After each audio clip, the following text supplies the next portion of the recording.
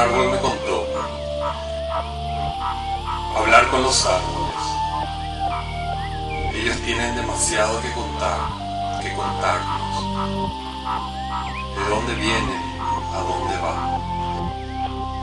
¿Quién estuvo por aquí? ¿Por qué esa mancha de humedad allá y no ahí? Interrogarles, cuestionarles, preguntarles sobre su pasado, sobre sus antepasados.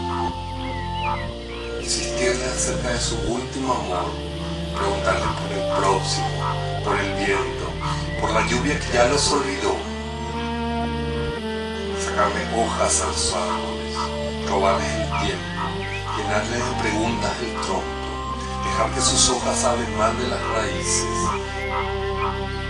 En medio de una ventisca se acordarán, seguro, de alguna tía verde que dejaron en la juventud, que les está por llegar.